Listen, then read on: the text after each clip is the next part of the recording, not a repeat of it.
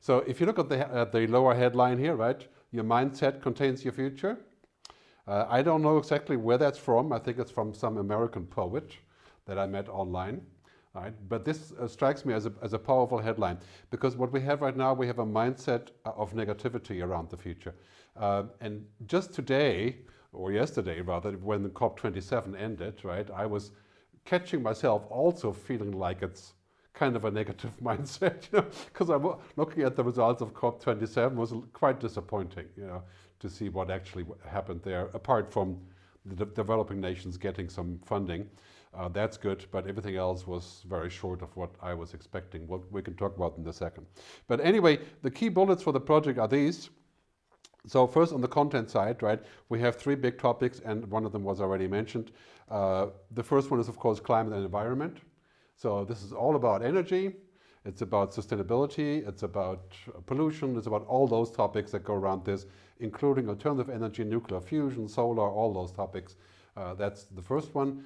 The second one is technology and humanity, and that is AI, for example, and AGI, artificial general intelligence, and ethics of technology, and all those topics that are, one of my key themes.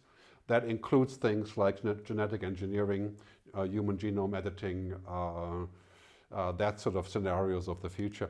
And the last one is probably the toughest one, and that is the future fit economics. As Al Gore said, sustainable capitalism. That term is a little bit old-fashioned. I don't really like any term about capitalism, but however, this is all going to be about economics, right? Because my view is, and I think most of you would agree on this, that we're not going to actually see a lot of changes in how we do things if we don't start with the economics and what the stock market is rewarding and what it's not rewarding. Right now we have a principle of essentially saying, you can make a lot of good money doing very bad things, and that's still what the stock market rewards. And until we change that, it's going to be tough, right? So those are the three topics.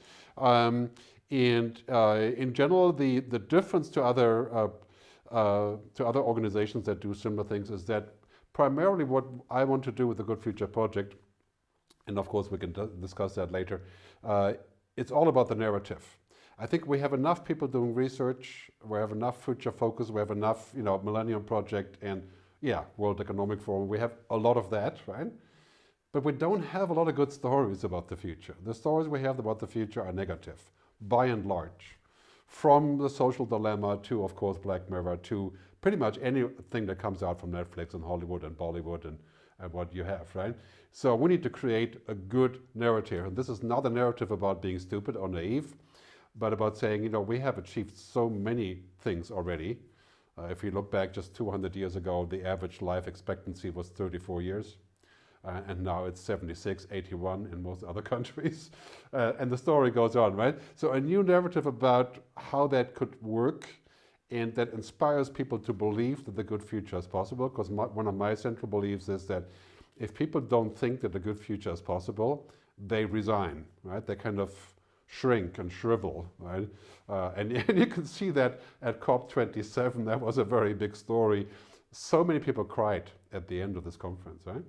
I mean, it was interesting. The first day I was watching it, people were crying then, when people are holding speeches. And now people are so disappointed that it appears that, we can't really get to a good conclusion here, right? So 4 bullets here. Optimism.